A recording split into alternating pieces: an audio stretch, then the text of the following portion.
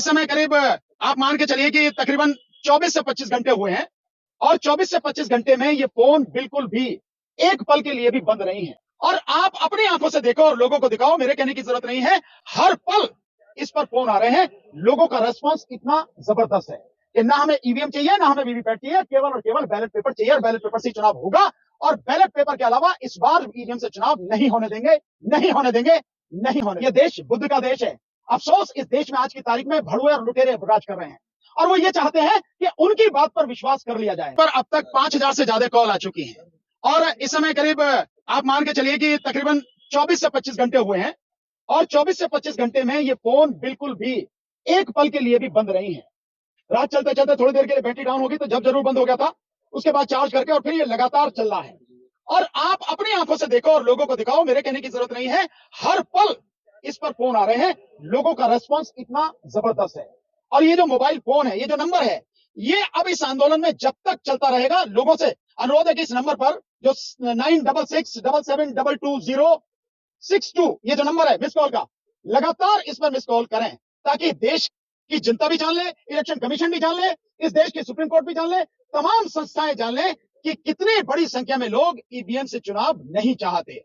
आप अपनी आंखों से देखिए, मेरे कहने की बात नहीं है। ये स्थिति है। जमीन पर समर्थन आपको अपनी आंखों से दिखेगा।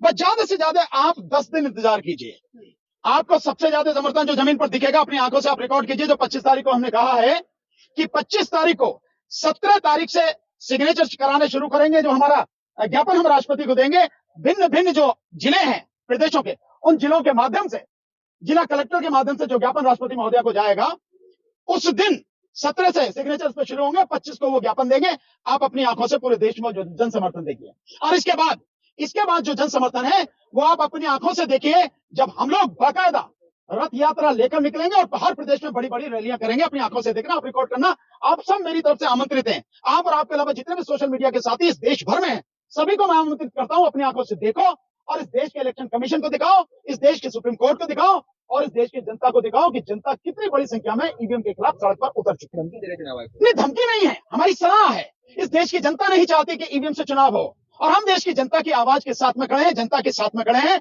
और अगर जबरदस्ती ये चुनाव किया गया तो मैं कह रहा हूं आपको, इस देश की जनता इस बार ईवीएम से चुनाव नहीं होने देगी।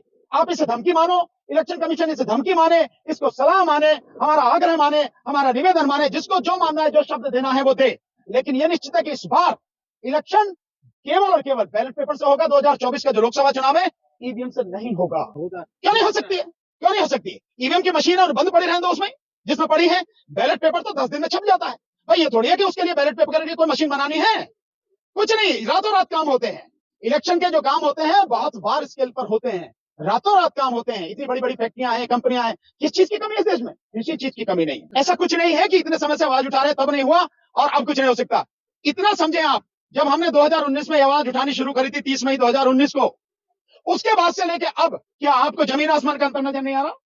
जब बड़ी मुश्किल से 100 में से 2-4 लोग होते थे जो बात ईवीएम की करते थे कि ईवीएम में गड़बड़ी है। पॉलिटिकल पार्टियां भी उस बात को कभी करती नहीं थी। आज तो पॉलिटिकल पार्टियां भी लगातार उठा रही हैं। अखिलेश यादव जी भी लगातार आवाज उठा रहे हैं। कांग्रेस में दिग्विजय सिंह लगातार आवाज उठा रहे हैं। सो ये सारी की सारी चीजें अब होने लगी हैं और जनता का समर्थन, जनता जिस तरह से आवाज उठा रही है वो आपकी कल्पना के बाहर है। मैं कह रहा हूं अभी थोड़ा सा जाइए अपनी आंखों से। जस्टिस वी ईश्वरैया जी और जस्टिस वीरेंद्र यादव साहब, कोलसे पाटिल साहब, ये लोग मिलकर आए हैं। राहुल गांधी जी से मुलाकात हुई है। इन्होंने बहुत सीधा से कहा कि भाई ईवीएम को हटाने के लिए या तो आप खुद मैदान में आओ और नहीं तो जो लोग आंदोलन कर रहे हैं आप उनके साथ अपने समर्थक भेजो। कुछ तो आपको करना पड़ेगा। और अगर ईवीएम से चुनाव इस बार हो गया तो आपके पास बचेगा नहीं कुछ भी। इन्होंने बहुत स्पष्ट रूप से राहुल गांधी जी से कहा है। अब वो क्या जवाब देते हैं ये उनके ऊपर देखा जाएगा, जो जवाब देते हैं। मैंने कहा कि मुझे अटेंशन दो आप। क्या महमूद पराचा ने कहा कि उसकी तो अटेंशन दो? क्या कहा? कुछ नहीं। हम जो कह रहे हैं आपको लग रहा है कि ये सच है और ये सच जनता के बीच में जाना चाहिए, आप दिखा रहे हो। रही उस भांड मीडिया की जो गुलामी करता है, तलवे चाट रहा है किसी व्यक्ति विशेष के, जिसका ईमान खो चुका और बेईमान हो गया।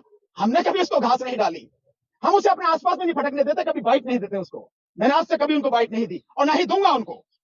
तो हमें किसकी अटेंशन चाहिए? और आप भी को भी अगर लगता है कि अटेंशन हमारी तरफ हम खींच रहे जबरदस्ती, बताओ भाई जबरदस्ती अगर कर रहे हैं तो हम अपना काम कर रहे हैं। हमें सिर्फ एक लक्ष्य दिखता है अपना, कि हमें इस देश की जनता के साथ जो धोखा अब तक होता रहा है अब नहीं होने देंगे। हम चाहे खत्म कर दिए जाएं, हमें मालूम है सरकार के पास बड़ी बड़ी तोपें हैं, बड़े बड़े तमंचे हैं, राइफलें हैं, बंदूक है, गोला बारूद है, हमें एक झटके में उड़ा देगी। हम जानते हैं सरकार इतनी ताकतवर है, हम मर जाएं इसकी चिंता नहीं है।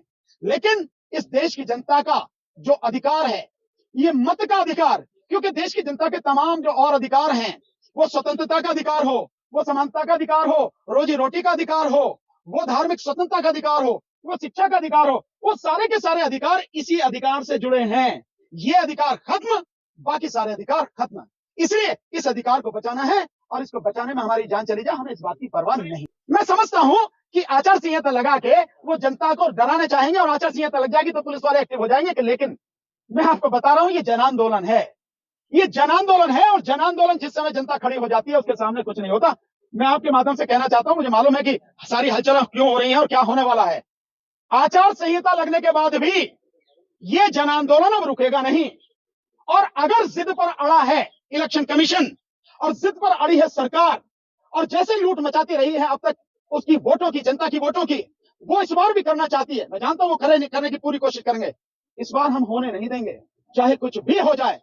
हम भी यही हैं और बाकी भी यही हैं। आमने सामने जो कुछ है जनता ही बता देगी। हमारी बिल्कुल एक ही बात है, no EVM, no VVPAT, only ballot paper. कोई ईवीएम नहीं, कोई वीवीपैट नहीं, केवल बैलेट पेपर। आप जिनकी बात कर रहे हैं उन्होंने अपनी बात नहीं करी, उन्होंने दो रिपोर्टों की बात करी। एक जो citizen commission on election report, VVPAT and EVM, जो जस्टिस मदन बी लोकुर साहब की है, उस रिपोर्ट का जिक्र किया।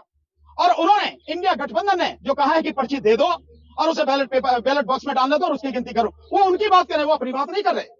हमारा कोई साथी, किसी का भी उसमें कोई मतभेद नहीं, किसी तरह का कोई दो बात नहीं, केवल और केवल एक बात है कि ना हमें ईवीएम चाहिए, ना हमें वीवीपैट चाहिए, केवल और केवल बैलेट पेपर चाहिए, और बैलेट पेपर से चुनाव होगा। और बैलेट पेपर के अलावा इस बार ईवीएम से चुनाव नहीं होने देंगे, नहीं होने देंगे, नहीं होने। ये देश बुद्ध का देश है। अफसोस इस देश में आज की तारीख में भड़ुए और लुटेरे राज कर रहे हैं, और वो ये चाहते हैं कि उनकी बात पर विश्वास कर लिया जाए। भगवान बुद्ध ने एक बात कही थी, किसी भी बात को इसलिए नहीं मान लेना कि आपके पिता कह रहे हैं, आपके माता कह रहे हैं। किसी भी बात को इसलिए भी नहीं मान लेना कि आपके गुरु कह रहे हैं, और किसी भी बात को इसलिए नहीं मान लेना कि साधु संत कह रहे हैं, और किसी भी बात को इसलिए भी नहीं मान लेना कि मैं कह रहा हूं। तभी मानना बात को जब अपने आप अनुभव करके, अपने ज्ञान से, अपने अनुभव से इस निष्कर्ष पर पहुंचो कि ये बात इस तरह से सही है और सच है, और इससे बहुजन का कल्याण होगा। बहुजन मीन्स बहुत सारे लोगों का कल्याण होगा। हम हर वो कदम उठाएंगे जो इस देश में ईवीएम से होने वाले चुनाव को रोकेगा।